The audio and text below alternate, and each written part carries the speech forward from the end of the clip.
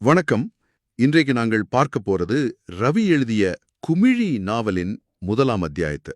ம் இது வெறும் ஒரு கதை இல்ல. இல்ல. இந்த ஒரு அத்தியாயம் ஒரு பயங்கரமான கேள்விக்கு பதில் சொல்லுது. என்ன கேள்வின்னு நினைக்கிறீங்க? அதாவது, கட்டிடக்கலை நிபுணனாக வரவேண்டிய ஒரு மாணவன் எப்படி ஒரு போராளியாக மாறுகிறான்? ஆமா, அந்த மாற்றத்துக்கான காரணிகளை இந்த அத்தியாயம் அணு அணுவாக பிரிச்சு காட்டுது. மிகச்சரியா சொன்னீங்க. இது ஒரு வரலாற்று பதிவு மாதிரி இருந்தாலும் ஒரு தனி மனிதனின் பார்வையில சொல்லப்படுறதால அந்த வலி எங்களுக்கு நேரடியாக கடத்தப்படுது. ஆமாம், 1983 யுலை கலவரம் என்ற ஒரு பெரிய நெருப்பு. ம் அது எப்படி ஒரு தனிப்பட்ட வாழ்க்கையை சுட்டு பொசுக்கி அவனுடைய எதிர்காலத்தின் திசையையே மாத்தி போட்டது என்பதை நாங்கள் இங்க பார்க்க போறோம். இது ஒரு மாற்றத்தின் கதை. அப்போ அந்த மாணவனின் உலகத்துக்குள்ள போய் அந்த மாற்றத்துக்கான காரணங்கள் என்னன்னு இன்னும் ஆழமாக பார்ப்போம். வாங்க. நிச்சயமா. கதையின் தொடக்கமே ஒரு மாதிரியான மூச்சு முட்ட வைக்கிற பதற்றத்தோட தான் ஆரம்பிக்குது. ஆமாம், 1983 யூலை 24 அந்த நாள். பரீட்சையெல்லாம் முடிஞ்சு வீட்டுக்கு போகலாம்னு சந்தோஷமாக காத்திருக்கிறாங்க தமிழ் மாணவர்கள். அந்த நேரத்துல தான் வெளியில வன்முறை வெடிச்ச செய்தி பரவுது. உடனே அவங்க மொரட்டுவ பல்கலைக்கழக விடுதியிலேயே மாட்டிக்கொள்றாங்க. சிங்கள மாணவர்கள் எல்லாரும் கொஞ்சம் கொஞ்சமா வெளியேறி போயிட, இவங்க மட்டும் தனித்து விடப்பட்ட ஒரு உணர்வோட நிக்கறாங்க. முழு உலகமும் அவங்களை கைவிட்ட மாதிரி ஒரு நிலைமை. சரிதானே? அந்த தனிமையிலையும் பயத்திலையும் அவங்க உறைஞ்சு போயிருக்கும்போதுதான் கதையில நாங்கள் எதிர்பார்க்காத ஒரு திருப்பம் நடக்குது. என்ன அது? சில சிங்கள மாணவர்கள் அவங்கள தேடி வராங்க. அவங்க வெறுமனே சக மாணவர்கள் இல்ல. அப்பா, அவங்க ரோஹண விஜயவேராவின் ஜேவிபியை சேர்ந்த மாணவர்கள். ஒரு நிமிஷம். ஜேவிபியா? எங்கட நேயர்களுக்காக இதை கொஞ்சம் விளக்க முடியுமா? ஓம். ஏனெண்டா அந்த பெயர் இங்க வர்றது ஒரு சாதாரண விடயம் இல்ல. அந்த காலகட்டத்துல ஒரு தமிழ் மாணவனுக்கு ஜேவிபி என்ற பெயர் என்ன மாதிரியான உணர்வை கொடுத்திருக்கும்? நிச்சயமா, இது மிக முக்கியமான ஒரு புள்ளி. ஜேவிபி, அதாவது மக்கள் விடுதலை முன்னணி, அது ஒரு தீவிர சிங்கள தேசியவாத பின்னணியை கொண்ட ஒரு மார்க்சிஸ்ட் அமைப்பு. அவங்க அரசாங்கத்துக்கு எதிராக ஆயுத கிளர்ச்சி செஞ்சிருக்காங்க இல்லையா? ஆமா, 2 தடவை. அதனால் பொதுவான பார்வையில அவங்க தமிழ் மக்களுக்கு எதிரான நிலைப்பாட்டுல தான் இருப்பாங்கன்னு தான் பலரும் நினைப்பாங்க. அப்படிப்பட்ட ஒரு குழுவை சேர்ந்த மாணவர்கள் இனக்கலவரத்தின் உச்சத்துல தமிழ் மாணவர்களை பாதுகாக்க வாரது நம்பவே முடியாத ஒரு முரண். அப்போ இது வெறுமனே ஒரு உதவி இல்ல, நினைச்சு பார்க்க முடியாத ஒரு இடத்திலிருந்து கிடைச்ச பாதுகாப்பு. அவங்க என்ன செய்தாங்க? அவங்க உணவு பொதிகளோட வாராங்க. பயப்படாதீங்க, எங்களால முடிஞ்ச வரை உங்களை பாதுகாப்போம் என்று வாக்கு கொடுக்கறாங்க. ஓ. இரவு முழுக்க கையில தடிகளோட அந்த விடுதிக்கு காவல் நிக்கறாங்க. அது மட்டும் இல்லையே. இல்ல, நிலைமை இன்னும் மோசமானா விடுதிக்கு பின்னால இருக்கிற காட்டுக்குள்ள எப்படி தப்பி ஓடுறதுன்னு வழி காட்டுறாங்க. அந்த சின்னஞ்சிறிய செயல் அந்த இருண்ட நேரத்துல ஒரு பெரிய நம்பிக்கையை கொடுத்திருக்கும். நிச்சயமா. ஆனா இந்த சம்பவம் ஒரு பெரிய கேள்வியையும் எழுப்புது இல்லையா? என்ன கேள்வி? ஒரு சமூகமே இனவெறியில மூழ்கி கிடக்கும்போது இந்த மாணவர்கள் மட்டும் எப்படி வித்தியாசமாக யோசித்தாங்க? அவங்களோட அரசியல் சித்தாந்தம் அவங்களோட இன உணர்வை மிஞ்சி நின்றதா, அல்லது இது வெறும் தனிப்பட்ட மனிதாபிமானமா? பாருங்க, ஆசிரியர் அதுக்கு நேரடியான பதிலை சொல்லவில்லை. ஆனா அதுதான் இந்த சம்பவத்தின் ஆழம். ஒரு பெரிய அழிவுக்குள்ளாலையும் மனிதநேயத்துக்கான சின்ன சின்ன இடங்கள் எப்படியோ இருந்து கொண்டுதான் இருக்கு என்பதை காட்டுது. அதாவது ஒட்டுமொத்த சிங்கள மக்களும் தமிழர்களுக்கு எதிரி. அந்த எளிமையான பார்வையை இந்த ஒரு சம்பவம் உடைச்சு போடுது. வரலாறு எப்பவுமே நாங்கள் நினைக்கிற மாதிரி கருப்பு வெள்ளையாக இருப்பதில்லை. அடுத்த நாள் காலையில அந்த சின்ன நம்பிக்கையும் உடையுது, நிலைமை கைமீறி போகுது. ஆமா, ஜேவிபி மாணவர்களாலையும் வேர்கொண்டு பாதுகாக்க முடியல. அவங்களே சொல்றாங்க, வீதி நிறைந்த சனம் கையில் கொலைக்கருவிகளுடன் நின்று கத்துகின்றனர் என்று. பிறகு பல்கலைக்கழக நிர்வாகத்தோட கதைச்சு போலீஸ் வாகனங்களை ஒழுங்குபடுத்துறாங்க. அந்த பயணம் அது ஒரு மரண பயணம் மாதிரி தான் விவரிக்கப்படுது. ஆமா, போலீஸ் வாகனங்களுக்குள்ள தமிழ் மாணவர்கள் அடைக்கப்பட்டு கொலவெறியோட நிக்கிற கும்பல்களுக்கு நடுவால அந்த வாகனம் போகுது. அந்த வரி வீதி முழுவதும் பொல்லுகளும் கத்திகளும் காட்டு கத்தல்களோடு உயர்ந்து உயர்ந்து பதிந்து கொண்டிருந்தன. அந்த பயங்கரத்தை அப்படியே கண்முன்னுக்கு கொண்டு வருகுது. ஒவ்வொரு நொடியும் இந்த கும்பல் வாகனத்தை தாக்கி எங்களை கொல்லுவிடுமோன்ற பயத்தோட தான் அவங்க போயிருக்காங்க. ஒரு வழியாக இரத்மலான விமான நிலையத்துல அமைக்கப்பட்ட அகதி முகாமுக்கு அவங்க கொண்டு போய் சேர்க்கப்படுறாங்க. இப்போதைக்கு அவங்க பாதுகாப்பா இருக்கிறாங்க. ஆனா அந்த அமைதியான நேரத்துல தான் கதை சொல்லியனும் மனசு பழைய காயங்களை கிளறத் தொடங்குது. சரிதான். இந்த வன்முறை திடீரென்று முளைக்கவில்லை, இதுக்கான விதைகள் ரொம்ப நாளாவே தூவப்பட்டிருக்கு என்பதை அவனுடைய நினைவுகள் காட்டுது. இது உளவியல் ரீதியாக மிக முக்கியமான ஒரு இடம். இப்படி ஒரு பெரிய அதிர்ச்சியிலிருந்து தப்பின உடனேயே எங்கட மூளை இது எப்படி நடந்தது, இதுக்கான அறிகுறிகள் முன்னமே இருந்ததா என்று யோசிக்க தொடங்கும். ஆமா, அகதி முகாமின் அந்த வெறுமையில அவன் தன் கடந்த காலத்துக்குள்ள போறான். அப்போதான் அவனுக்கு விளங்குது, இந்த நேரடி வன்முறைக்கு முன்னால நுட்பமான வன்முறைகளை அவன் தினமும் சந்திச்சு கொண்டுதான் இருந்திருக்கிறான். அதுக்கு உதாரணமாக 2 சம்பவங்களை அவன் நினைச்சு பார்க்கறான். ரெண்டுமே மனசுல ஆழமாக கீறின சம்பவங்கள். முதலாவது சம்பவம், முதலாவது குரு என்ற ஸ்தாபத்திய கலை இறுதி வருட மாணவன் சம்பந்தப்பட்டது. அவனுடைய இறுதி பரீட்சை. ஆமா, நிமால் என்ற விரிவுரையாளர் அவனுடைய படைப்புகளை பார்த்து கேள்வி கேட்கிறார்.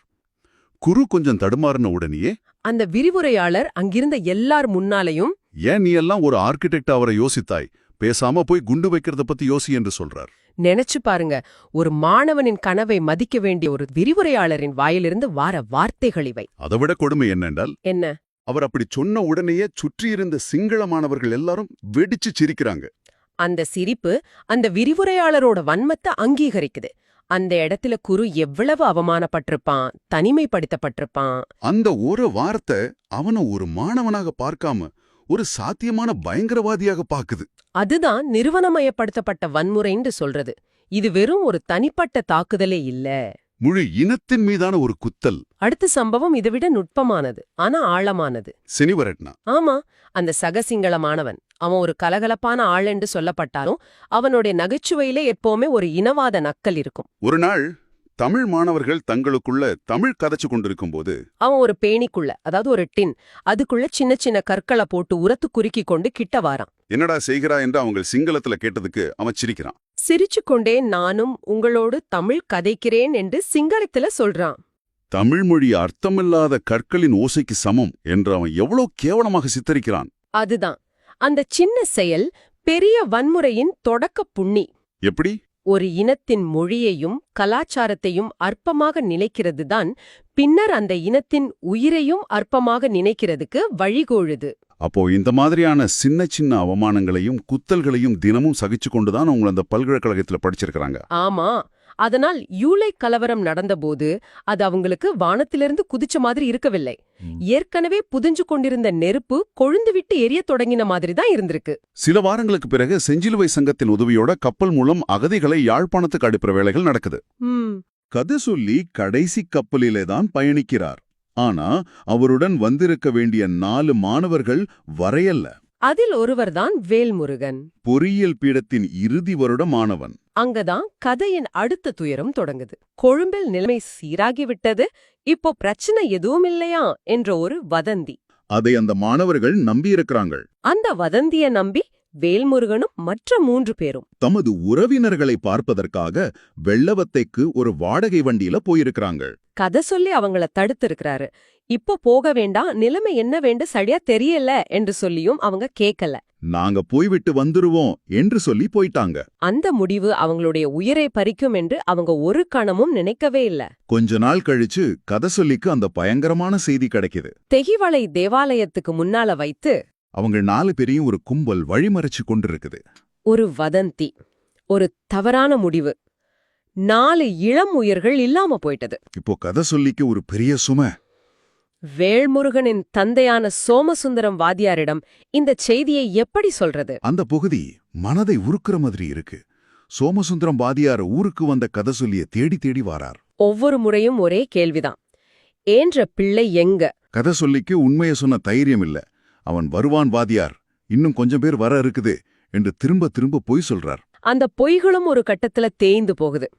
நாட்கள் போக போக வாதியாரின் மனநிலை பாதிக்கப்படுது. அவர் ஊருக்குள்ள புசத்தியபடி திரிய தொடங்குறார். இப்போ அவர் கதை சொல்லிய கண்டா மரியாதையாக கதைக்கிறதில்ல. என்ற பிள்ளை எங்கேடா, நீ எல்லாம் உயிரோட தானே வந்துட்டாய், எங்கேடா என்ற பிள்ளை என்று கத்தத் தொடங்குறார். அந்த கங்கள் மரியாதை டா என மாறியத ஆசிரியர் குறிப்பிடும்போது அந்த தந்தையின் வலி எவ்வளவு ஆழமானது என்று புரியுது. அந்த வார்த்தைகள் ஒரு கேள்வியாக இல்ல, ஒரு குற்றச்சாட்டாக இருக்கு. ஏன் மகள் செத்து போக நீ மட்டும் எப்படி உயிரோட வந்தாய்? சரிதான். அந்த கேள்வி கதை சொல்லியின் மனசுல ஒரு பெரிய காயத்தை ஏற்படுத்துது. இதுக்கெல்லாம் பேர் இருக்கா? உளவியல்ல இருக்கு. இதுதான் தப்பிப்பிழைத்தவனின் குற்ற உணர்ச்சி, சர்வைவர்ஸ் கில்ட் என்று சொல்றது.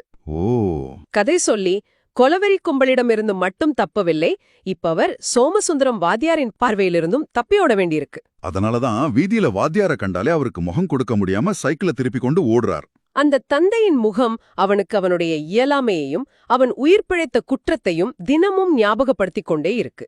இந்த எல்லா அனுபவங்களும் அவமானங்களும் இழப்புகளும் சேர்ந்து கதை சொல்லியை ஒரு இறுதி முடிவுக்கு கொண்டு வருது. என்ன முடிவு? இனி ஒரு போதும் மொரட்டுவ பல்கலைக்கழகத்துக்கு திரும்பி போவதில்லை. கலவரத்தின் போது பல்கலைக்கழகத்தில் அவனுடைய புத்தகங்களையும் வரைபடங்களையும் பேரெழுதி கட்டி வைக்கும்போது அவற்றை மீண்டும் வந்து எடுப்பதாக அவன் நினைக்கவில்லை. அப்ப என்ன நினைக்கிறான்? உண்மையில் அதை நான் கட்டி வைக்கவில்லை, கட்டி வீசினேன் என்று சொல்றார். அந்த ஒரு செயல் அவனுடைய பழைய கனவுகளோட அவனுக்கு இருந்த எல்லா தொடர்புகளையும் அறுத்தெறிவதை காட்டுது. அத்தியாயத்தின் இறுதி வரிகள் தான் உச்சகட்டம். ஆமா, இந்த அனுபவங்களுக்கு பிறகு அவன் ஒரு இயக்கத்தில் இணைந்து போராளியாக மாறிவிட்டதாக குறிப்பிடுகிறார். இது ஏதோ ஒரு அரசியல் சித்தாந்தத்தால் ஈர்க்கப்பட்டு எடுத்த முடிவாக ஆசிரியர் காட்டவில்லை இல்லையா? இல்லவே இல்ல. மாறாக அவன் தனிப்பட்ட ரீதியாக அனுபவித்த வலி, இழப்பு, அவமானம், அநீதி அவற்றின் நேரடி விளைவாகவே அந்த முடிவு சித்தரிக்கப்படுது. சரிதான். ஒரு மாணவனின் வாழ்க்கை அத்தியாயம் முடிந்து ஒரு போராளியின் வாழ்க்கை தொடங்குது. ஆமா, குரு என்ற மாணவனிடம் நிமால் என்ற விரிவுரையாளர் போய் குண்டு வைக்கிறத பற்றி யோசி என்று சொன்னார் இல்லையா? சொன்னார். அந்த வார்த்தைகள் இன்னொரு விதத்தில் இந்த மாணவனின் வாழ்க்கையில் ஒரு கொடூரமான தீர்க்க தரிசனமாக உண்மையாகி போனதுதான் இந்த கதையின் மிகப்பெரிய சோகம். அந்த விரிவுரையாளர் அறியாமலேயே ஒரு போராளியை உருவாக்கிவிட்டார்.